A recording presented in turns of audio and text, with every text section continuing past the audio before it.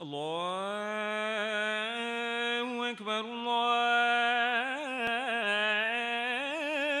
أكبر الله أكبر الله أكبر أشهد أن لا إله I am basically a storyteller. Those close to me, like in my household, have probably heard these stories 1,000 times. So I really have been preempted by some of the signage in the corridors here, because you already have posters that feature some of the individuals that I will mention, and often in greater detail than I'll mention.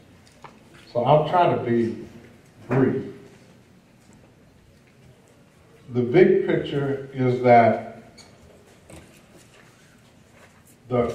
as far as I know, the earliest Muslims in what became the United States were African Muslims, frequently from the Senegambia area.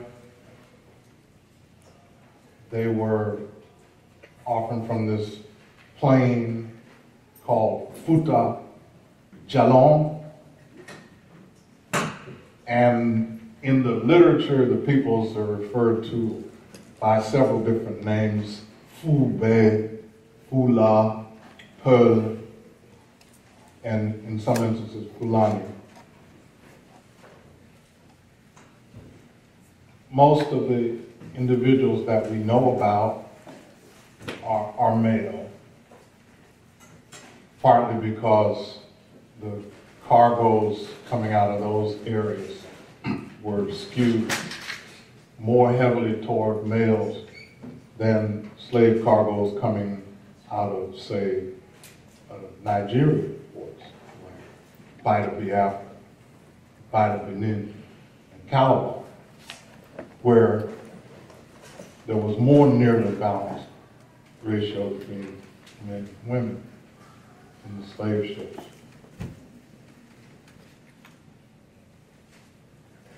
The best estimate that we have is by Michael Gomez, who's a historian at New York University, that enslaved New World folk, African-born enslaved New World folk, about 20%, he estimates, came from Islamic influenced areas. He didn't say that they were all necessarily Muslims, but from Islamic influenced areas. And that's quite a bit. And we know as much about the African-born Muslims as we do about the African-born non-Muslims who were enslaved in the United States. And I attribute that primarily to the literacy tradition. How we come to know about them is that they have reduced autobiographical statements into writing in the Arabic language. So let me try to compensate for the sort of male-dominated big picture by looking at Rosa Grant of Possum Point, Georgia. How many of you have heard of Possum Point, Georgia? I don't know how close that is to Social Circle, Georgia, where there's great late great historian of slavery, John W. Blassingame of Yale, was born in Social Circle, Georgia, and went to Fort Valley State College before he went to Howard University to get a master's degree, and on to Yale with a PhD and to join the faculty there. But at any rate, Rosa Grant of Possum Point, Georgia, was interviewed during the 1930s when the federal government was putting out-of-work writers to work, interviewing people of all occupations, high and low, but there was a special emphasis on interviewing ex-slaves. There were probably 5,000 to 6,000 ex-slaves still alive in the 1930s during Franklin D. Roosevelt's New Deal. And so one of the projects, special projects of the Works Progress Administration Federal Writers Project was a slave narrative project. And there were also some community studies. And Rosa Grant was one of the people that was interviewed. And Rosa Grant of Possum Point remembered a person that she called Grand Reina. It is Grandma Reina. She remembers her praying multiple times a day, facing east. And then Katie Brown of Sapelo Island, Georgia, was a descendant of Bilali Muhammad, who was a Muslim slave driver in Georgia. Driver would mean manager, supervisor. Frequently, African Muslims rose to those kind of ostensibly responsible positions. And then the more familiar people, maybe more familiar. I did see a poster outside about Ayuba Suleiman Jallow. He has an interesting story, and a lot of it can be documented. Ayuba Suleiman Jallow was dispatched by his father, who was a prominent person, wealthy person, whose wealth included owning some slaves. And he sent Ayuba to the coast to sell some livestock and some slaves. Because he was passing through a region whose language he did not speak, Ayuba Suleiman Jallow had to hire an interpreter. And so he and the interpreter went to the coast and sold his father's 2 slaves to a captain whose name we know. It was Captain Pike. And we also know the name of the ship that he commanded, the Arabella. You know, during the slave trade, the tables could turn quite quickly. So Ayuba Suleiman Jallow, having done what his father had sent him to do, was headed back home with his interpreter, and they stopped off somewhere to visit or to refresh themselves, and they had hung up their weaponry in a tree, and then along come these horse-mounted marauders who frequently snatched up unattached, unprotected people. And so off we go. Carries Yuba and his interpreter back to the coast, sells him to Captain Pike of the Arabella. And we know that this ship existed, and we know that Captain Pike commanded it. We know when it sailed from Africa and when it arrived in Maryland. There is this research tool that some of you might be interested in that's called the W.E.B. Du Bois Institute Slave Trade Database. It's free, accessible online at www.slavevoyages.org. That's www.slavevoyages.org. And you can look up the Arabella and get much of the details. This database contains now information on approximately 30,000 transatlantic slave trading voyages that happened between the 1520s and the 1870s. Now, not all of the information about each ship is complete, but there are columns for owner and co-owner.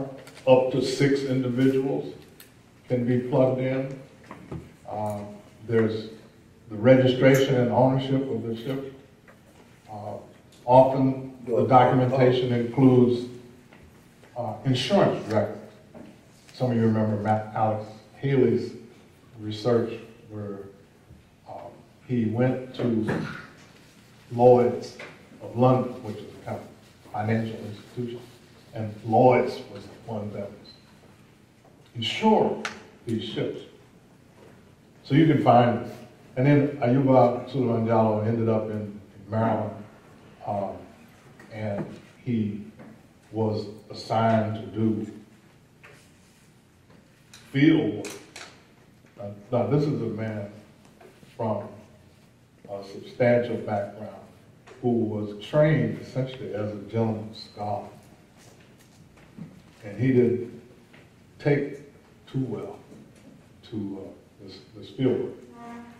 And so he ran away and then was taken up and jailed in Kent County, Delaware. And at that point, he wrote a letter in Arabic and tried to get that letter back to his father. Because if you could contact a relative, and if your relative had money, you could be ransomed if they knew where you were. And most people were not lucky enough to be able to be ransomed because they were carried way across the sea. If they were not literate, they could not write a letter to their father and say, please come get me out. So eventually, Ayuba Suleiman Jallow's letter, a translation of it, got into the hands of James Oglethorpe, who was one of the founders of Georgia, which was the last of the British colonies of North America to be founded. And just based on reading the translation, Oglethorpe got such a good impression of the man that he instructed his associates to see if they could locate Ayuba's father. Fortunately, in this case for Ayuba Suleiman Jallow, they did succeed in locating the father. And after the rivers unfroze in that winter, he was on his way, initially to London, where in the courts of Europe, African princes were kind of a conversation piece.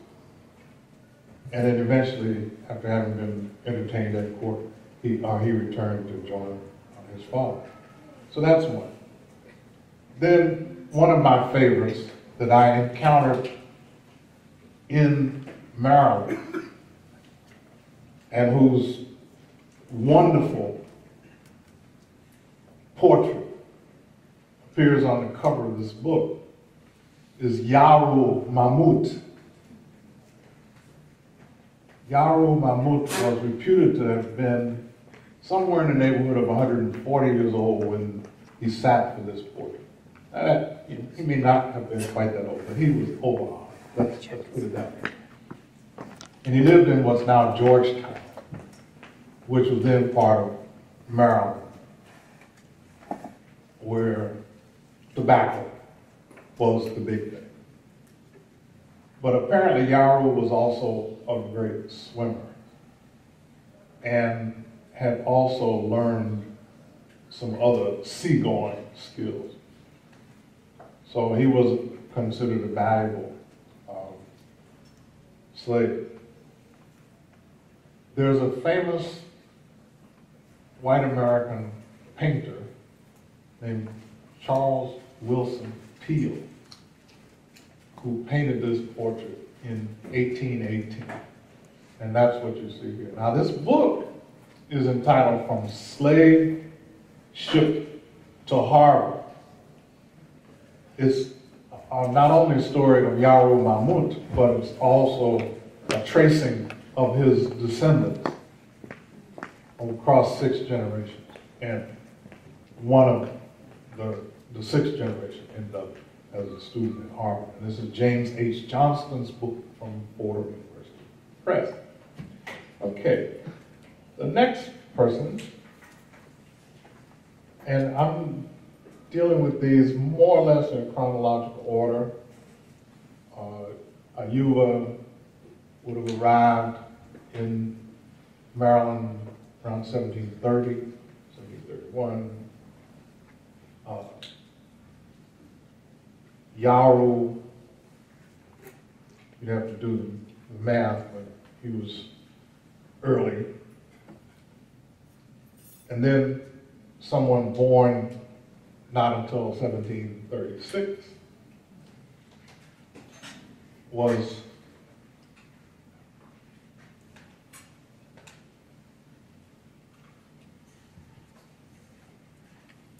that is Yaru. Then Abdul Rahman Ibrahim Ibn Sofi was born in 1762, also in the Kuta Jalon area, and he was captured in 1788 while serving in his father's army, and he ended up in Mississippi,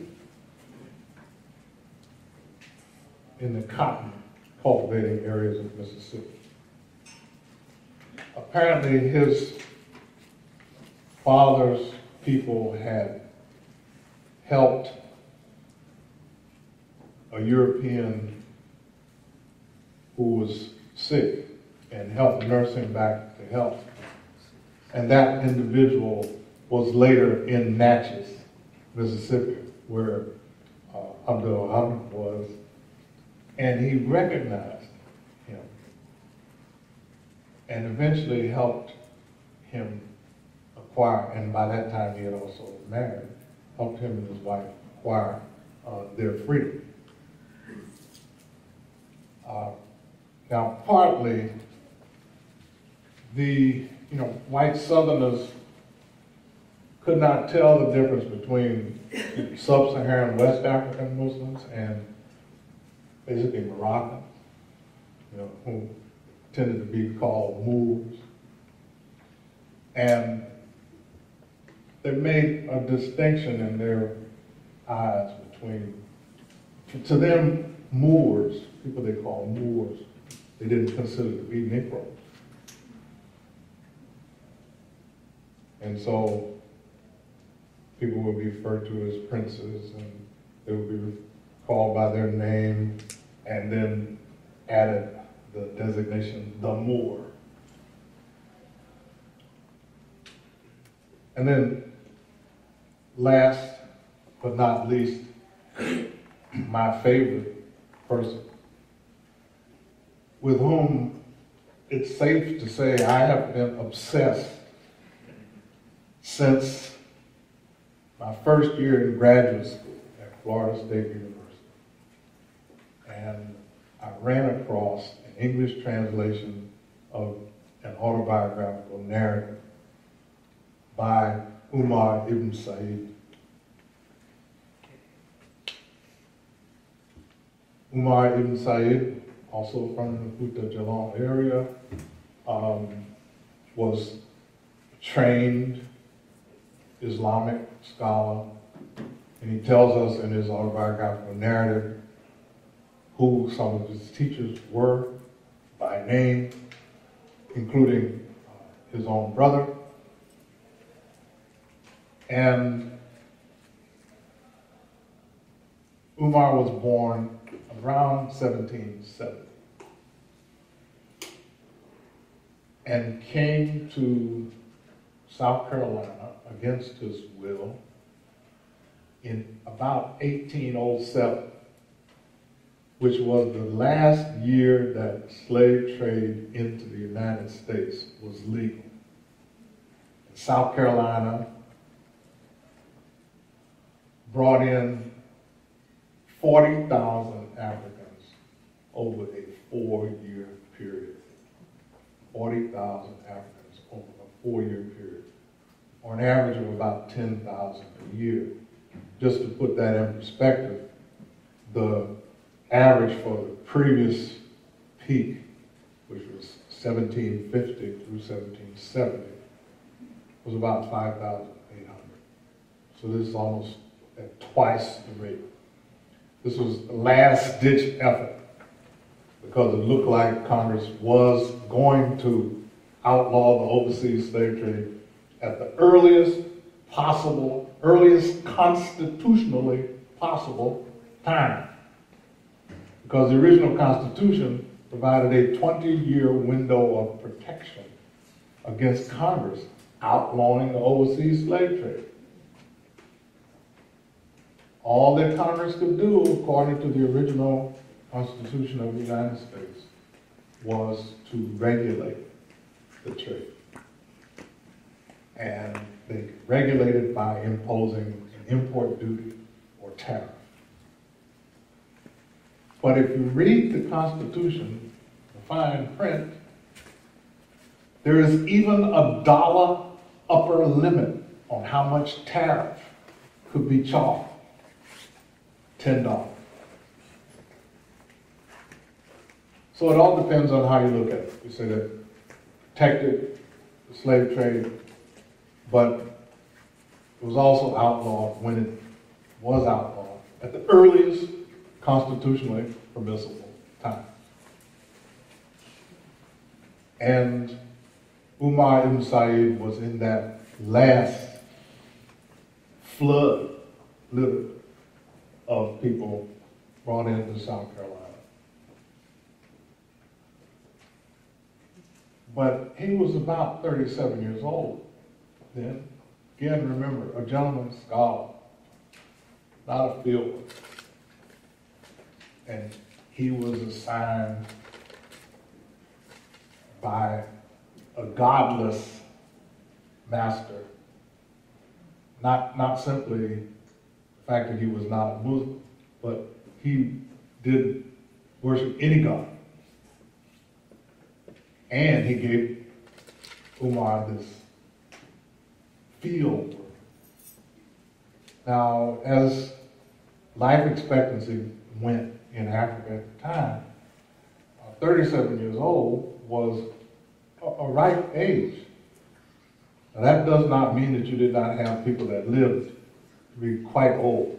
But if you calculate life expectancy from birth, in certain parts of West Africa where malaria was prevalent, approximately 50% of the newborns would have been dead before reaching the age of 5. So from that angle, life expectancy calculated from birth, Umar was a survivor. Well, he didn't like his job and he didn't like his master, so what did he do? He ran away. And he ran, and he ran, and he ran. He ran until he crossed the border into North Carolina. And he was somewhere near what's said in the translation of the narrative, Fayetteville, which is Fayetteville, North Carolina. And then he realized that he had been so preoccupied with pursuing his own freedom that he had neglected his obligation to pray. And so he stopped and went to what looked like a house of prayer, which was a white Protestant church. And he went in to pray. That was a big mistake. Somebody saw him going in, and they reported him to the authorities, who came and, as they used to say in those days, took him up, put him in jail. The custom was that you advertised for 30 days in case the master was reading these papers and in case the master was interested in getting that person back. Umar was not a whole lot of good to his South Carolina former master. But the master did send an agent. And he said, if you find someone up there who will take him off your hands for as much as $700, let him have it.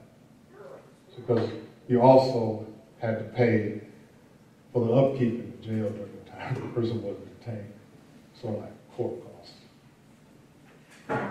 And then Umar began to write in Arabic on the walls of the jail cell with charcoals that he picked up off the floor of the cell.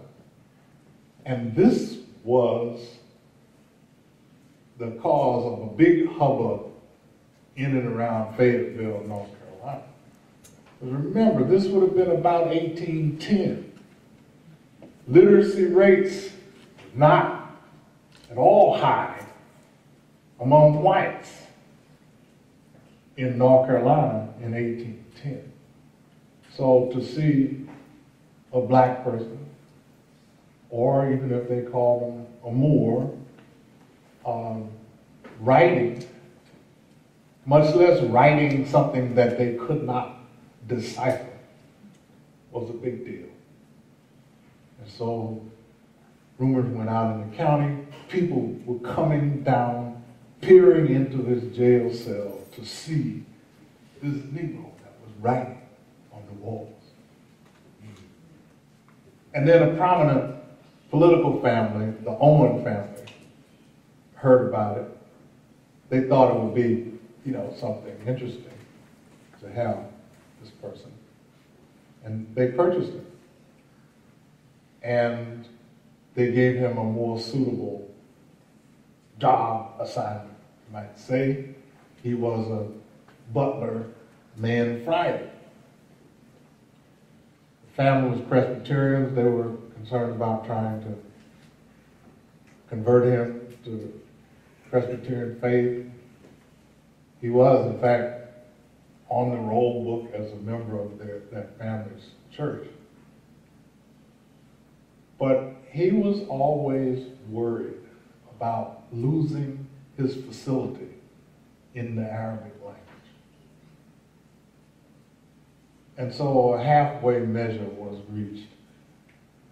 Missionaries in that time were translating the Bible into dozens and dozens of languages, so that there was a translation of the books of the Bibles that were approved by the Presbyterian Church.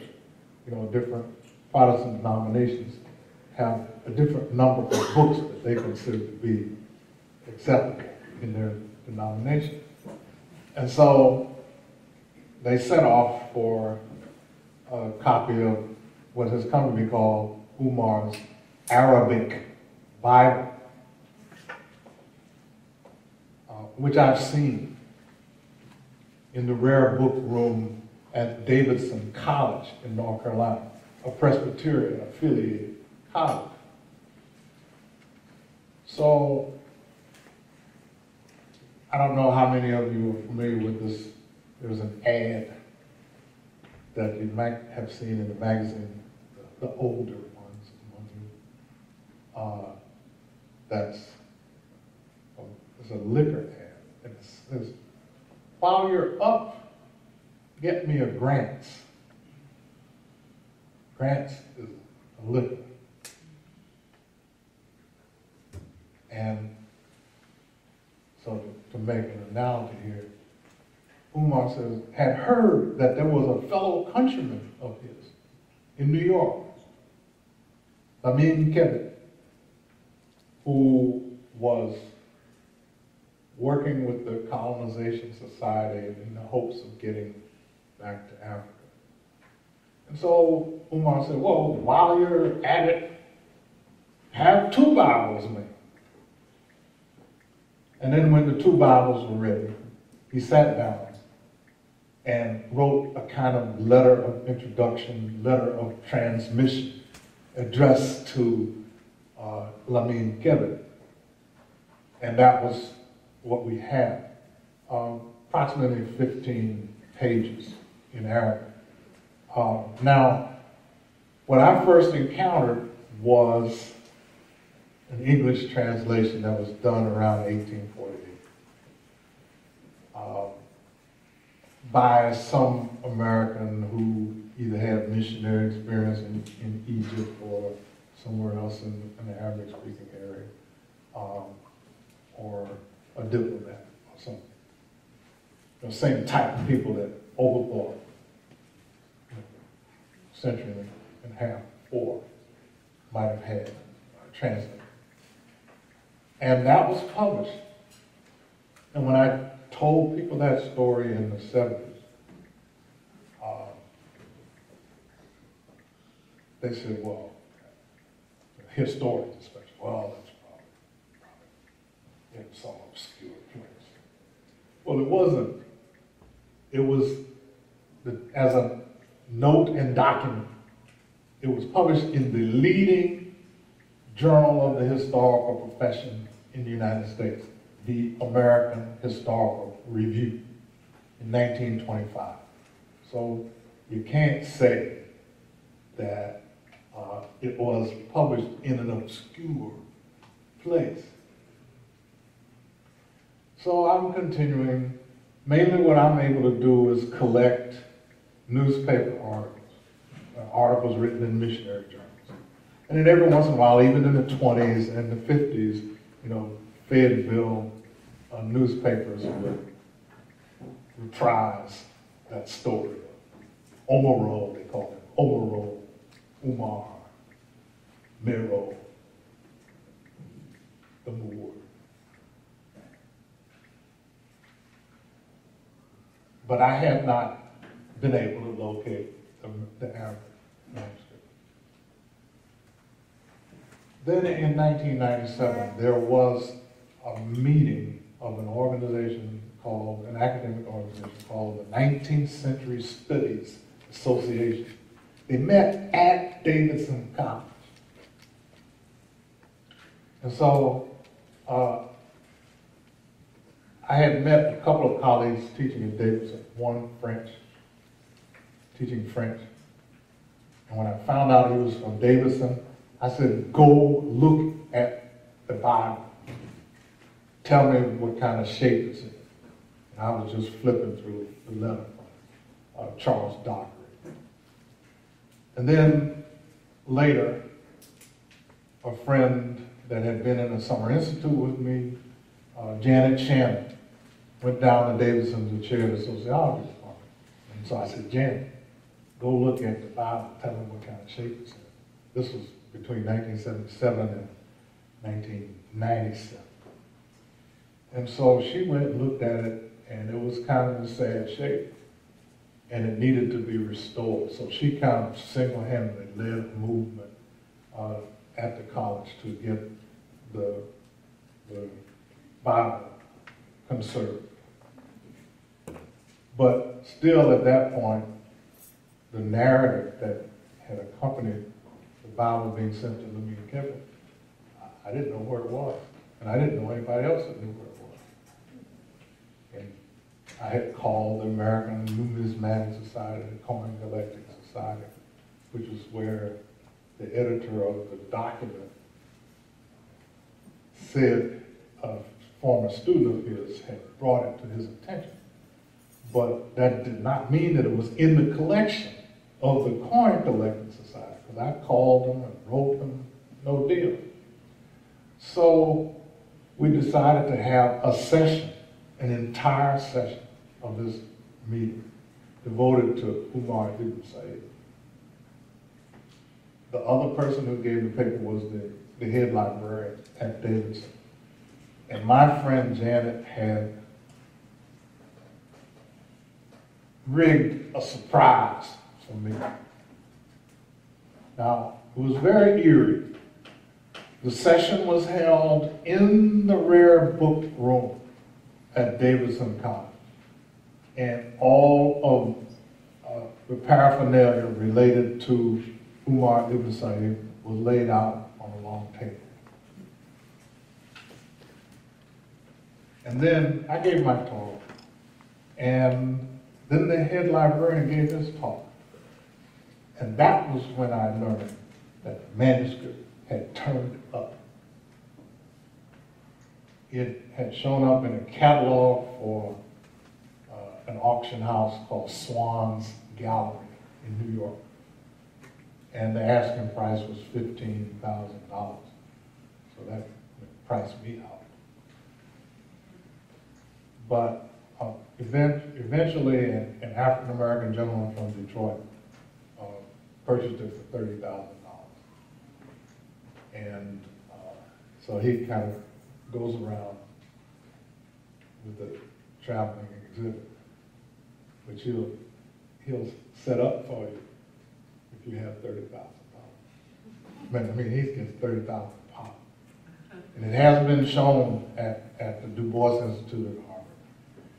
And I do have a photocopy of the Arabic manuscript. Yep, I'm done. So where's the book now? The book, the narrative is, that's a good question. Oh no, the narrative, the original of the narrative that was auctioned off at Swan's Gallery is in private hands. It's owned by a private individual. So nothing is at Davidson. That's not in Davidson. No, all of the rest, the Bible that was prepared for him, and some notations that he made in front of the Bible in Arabic. His notations were in Arabic? Yes, in Arabic. And that's still at Davidson? That's still at Davidson. Yep. My granddaughter goes to Davidson. Yep. Well, you send her in there to the rare book room and make sure it's still okay since lo these nearly 20 years later. So that's the end of my story. Well, thank you, Dr. Hall. We're going to move into questions and answers. We're going to ask Mr. Hall if he can have a seat in one of the blue chairs, and we'll have someone come around with a microphone so you can ask your questions. Do we have that second mic available?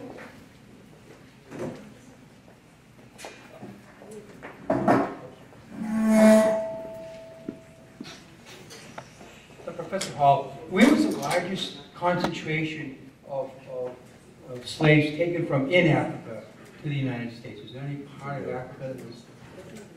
It depends on the time period during which they were brought in.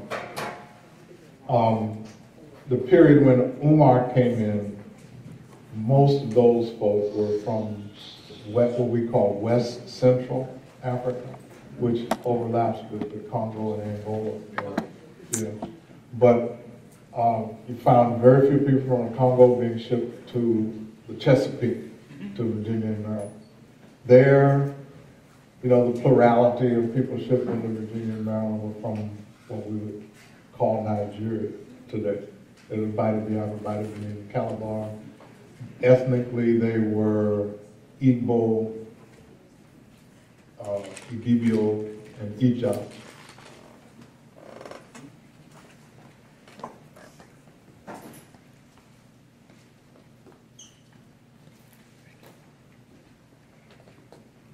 Please be upon you, sir. My question is about the fact that African Americans are not just North Americans. That generally speaking in America, when they talk about African American history, they tend to stay stuck in North America. Mm-hmm. The fact is that the biggest minority in the United States has a composition of African Americans in a global South, Central, Yeah. Caribbean, North America, Hemisphere. Canada. Yeah. And you mentioned that the Moors, that there were slaves who were classified as Moors. And you mentioned a certain percentage of the ones who were classified Negroes in America. Mm-hmm. That was less than 50%. Okay, some 30-something percent you mentioned, 25-something? 20. The fact is that there are descendants of African slaves who were not just classified as Negro, for there are many descendants of African slaves from North Africa who were brought through Spain into the large area of Central South America and the Caribbean also. And the Americas during the Spanish colonization of parts of North America. And I would venture to share the thought that right now among the population in America, there are people who don't just look Negroid and are descendants of slaves, for they do not know who were their great-great-great-great-great-grandfathers and grandmothers. And they look like Mediterranean people. Mm-hmm. You know, and I think that that's an avenue that needs to be explored so that we can get an overall global perspective of the slaves who were enslaved, who were multicultural, multi-so-called racial, and have contributed much. Like if you've investigated in South America, that many of the churches that were constructed by the Muslims who were brought in slavery are facing Qibla because they were forced to make these churches and they wanted to pray towards Qibla. I just want a little touch of something interesting to reflect upon. Yes. I was confining myself to what is now within the present borders of the United States. But if you push back to some of those earliest people from Africa, regardless of what part of Africa they were from, who were shipped out of Africa, were shipped to the Iberian Peninsula, Spanish portion. And most of the so-called exploration voyages had people of African descent on them. I mean, it's probably, I doubt if there was a single one, Columbus's voyages, Coronado, any of them, that did not have Africans there. And for Florida, my home state, which often doesn't come into view until Florida becomes a part of the United States in the 1820s. But one of the earliest people of African descent was Esteban, so-called Moor, Estebanico.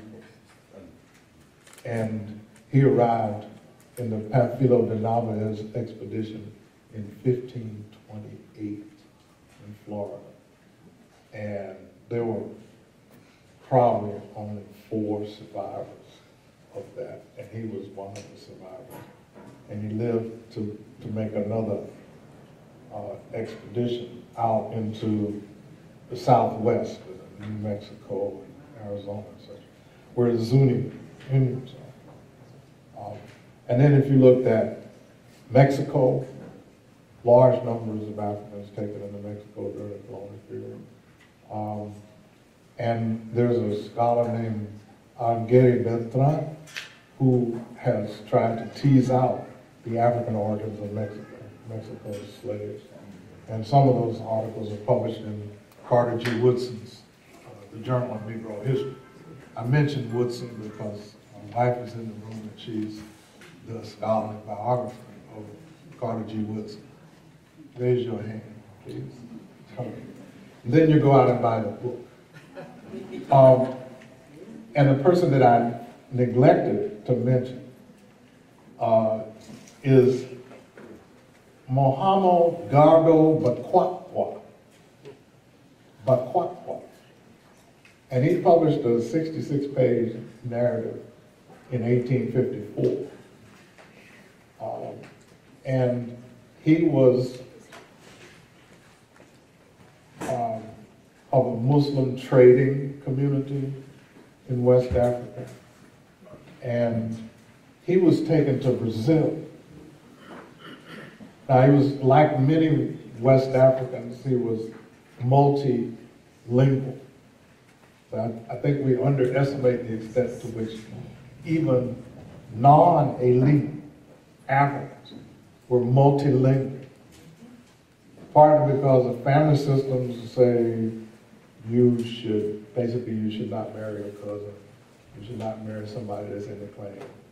So you ended up having, your mother might be Hausa, your father might be something else, right? And you might grow up in a household with many languages spoken. There might also be a trade language or lingua franca that would be spoken. So this Bakwa was one of these people. And he then linked up with the United States because when he was owned by a ship's captain based at Rio de Janeiro, and the ship came into port in New York in the 1840s, thereabouts.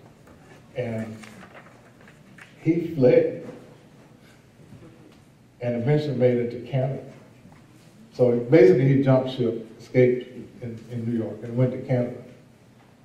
Because by that time, it wasn't too safe for a fugitive slave to stick around in the United States. It's around about the time of the 1850 compromise and beefed up fugitive slave law. So he was actually probably in Canada when he developed his narrative. And then he ended up going other places, ended up in London and other places. So people were moving around. Olaudah Equiano, or Gustavus Vaso, also from Niger Ipo, who was in Caribbean islands before he ended up in South Carolina and eventually back to London. So you're absolutely right. Welcome, Professor Hollywood, and Allah bless you for coming and all that you've done. And I want to encourage young people that, so I'm blaming everybody else. There needs to be a lot done now. You mean when I read Septimus book that came before Columbus? Yes. Okay. Now, does anybody know how many areas of the continent we were taken from? Because I'm looking at Dr. Yates with the genetic testing. Can that be tied into doing historical data and maybe getting to if we can find some of the graves and doing genetic testing to connect those who were slaves, if we can, the grave sites can be found, the bodies, and also those of us now living, I don't know how accurate the genetics are. They said some labs are, 90%, some 50%, as far as connecting how varied, our areas that we came from along, the other mentioned European, Asian, whatever else. The genetic testing. Yeah. I don't think that the state of the art is very sophisticated at this point. And it's mainly because we need larger samples. And also, some people are in business. I almost said taking advantage of black folk in search of pinpointing the village they came from. And and if somebody tells you they can pinpoint the village your ancestors came from in Africa, they're probably selling you a bag of BS. The genetic ancestry testing is better for what one of its leading advocates calls deep history, out at the level of 100,000 years ago, 70,000 years ago, tracing these broad human migration patterns. All of these migrations out of Africa. See, but the last 500 years is relatively recent stuff. And then you get situations that even Professor Gates, one of his shows, he had himself tested. And the conclusion was that he didn't have any African ancestry. So he had to go back and get retested till he could find somebody that would tell him he had something. Thank you, that's what I wanted to hear. Okay. And then there's a guy who's got great credentials as a molecular biologist, and he was on the African Burial Ground Project, Yes. Which the skeletal remains were analyzed in the physical anthropology laboratory at Howard University under Professor Michael Blakey before they were reinterred in the burial ground in New York. And one of the people on this project announced in the early 90s that he was on the verge of developing a kit that would sell for $300 that would pinpoint African ancestry. Well, Blakey booted him off of the project for saying that. And later on, this guy moved to the University of Chicago, and there's an AfricanAncestry.com kind of thing, where you swab and you put it in a vial and you send it and it's tested. And what you get back is a certificate signed by this guy who's the scientific officer of this outfit, certifying that you are a member of the Yoruba tribe, and then sending you a little pamphlet that tells you to learn a little bit more about your people. So I'm not convinced at this point. And if you're going to spend money retracing your ancestry, I think it'd be better starting from the present and working back through oral traditions and through, see if you find someone in the family that was born free during the slavery era, and you can get a paper trail. There's a family in Maryland, Quander family, Ruhulaman Quander, or Akwando in what's now Ghana.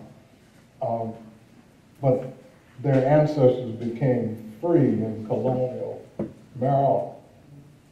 And so once you're free, then you have your name in the census, and you pay taxes, and you have to have free papers to prove that you're free in case somebody decides they're going to claim you as their slave.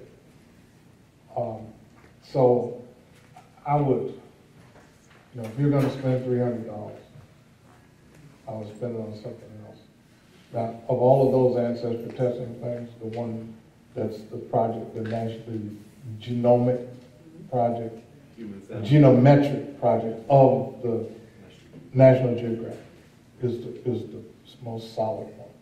Now, Dr. Hall, I did have one question. You had said, well, throughout your speech about the evidence of using the Arabic language as evidence as a way to see that there were Muslims here in America pre-Civil War.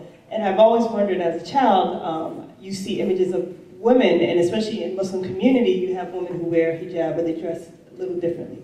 And when you see images of like Harriet Tubman, and not necessarily that she was Muslim, but maybe even had some influence, do you believe that some of the headdress that they have could be evidence that there was Muslim influence that might have been brought through?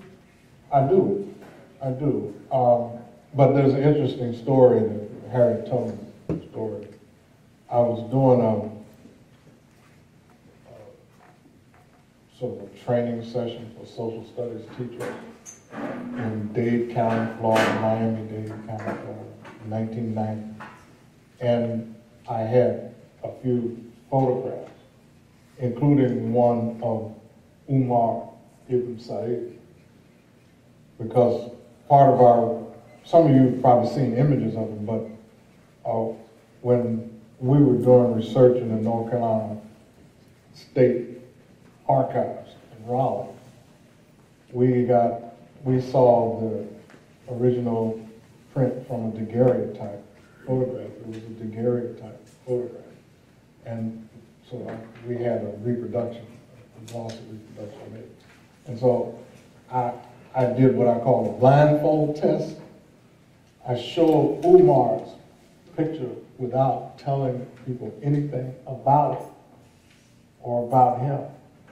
And I asked them to say, just tell me what you can surmise about this image.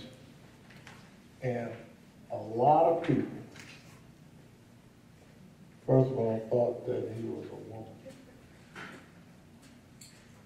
And his head wrap was one of the things that suggested that to them. And then there were what I call projections, reading into it certain, in a way, certain stereotypes, like the stereotype of the strong black woman.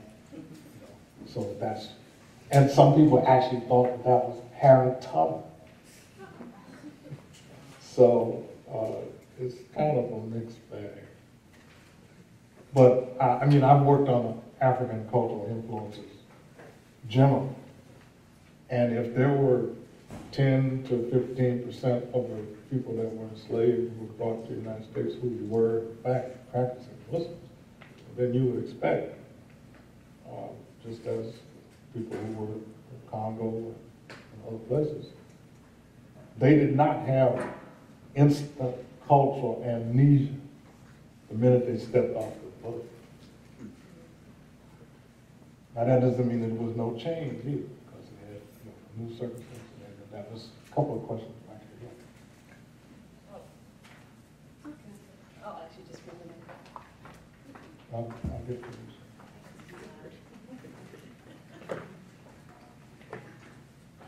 I actually have two questions. They're two very different questions, but they're both in my mind.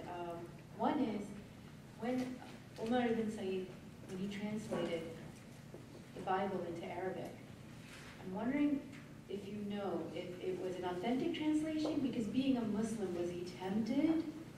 Because you know the Bible and the Quran, they're similar, but there's narratives that are different. There's a lot in the Bible that isn't mentioned in the Quran, and some of the stories are a little bit different. So I'm just curious if he was authentic to the Bible in his translation, or did he take some liberties? May I take that question and then you do the second one? He did not perform the translation himself.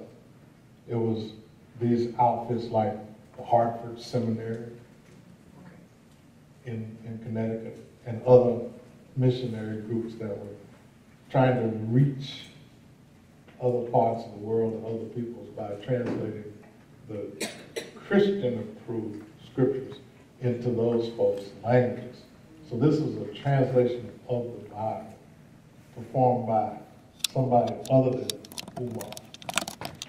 So it was Arabic in language. It was not the Quran. It was the Bible in Arabic. Yes. Because I'm confused, so what did Umar ibn Said have to do with it then? What did he have? Well, he could read it. Oh, so they gave it And to that him. would give him a chance to keep his Arabic. I see, now I understand. He was worried about losing his chops in Arabic. Now, he also had a first language, which was not Arabic, that is a mother tongue. Bakwakwa's first language was Bindi, but his folk were Muslim, and he also, he had a brother who taught Arabic, and Bakwakwa seems not to have been a very apt student, running away from school all the time. But, yeah, so Umar did not perform the translation. And the value of the Bible translated into Arabic for him was the ability to practice the language. Yeah. Well, thank you, Professor Hall. We have to now end our program. But we wanted to thank you and give you this token of our appreciation. Thank you very much. We're going to close the program now with the closing dua. We're going to bring up again Imam Abdullah Farouk from Masjid Alhamdulillah. If you would say thank you to Professor Hall.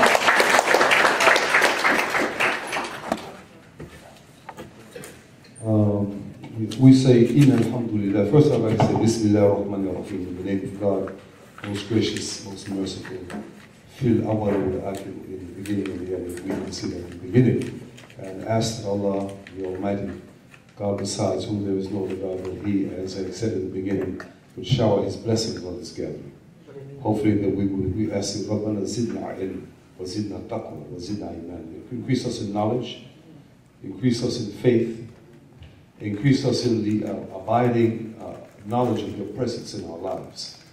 Open up the gates of your mercy and help us to become closer to one another through knowledge, through acquaintance. There's two types of knowledge. One is called ilm, and the other one is called ma'rifah. Ma'rifah means acquaintance. I ask that God would make us more acquainted with one another, so that through this information we will become closer. We are one single family of people. You know, they always say, what's your race? I said, I'm human. What are you? You got to be very careful of this race thing, because we're humans. There's jinn race and human race. We are humans. We are brothers and sisters, all of us here together. We just come from varied backgrounds. Next week, I would like to announce this in the next week, Thursday evening, we're going to be showing the human family tree that relates to the National Geographic, and we're going to have a discussion around race and our origins and genetic testing that's being done to trace us, as he said, long term, going back 150,000 years, but not short term. So I'm inviting you next Thursday. This called the Masjid Mosque for the Praising of Allah, 442-2805. So again, I ask Allah, God besides whom there is no other God, the ever-living and the self-subsisting, increase us in knowledge, but more importantly, increase us in the desire to do the work that knowledge makes incumbent upon us. To do the work. Certainly there's no God but you, and I ask you for prayers and peace upon our noble Prophet Muhammad. Make our footsteps firm in this religion, and help us to spread the word of Islam. Thank you. We're going to conclude our program. Please give Professor Robert Hall another round of applause for coming out to the ISBCC.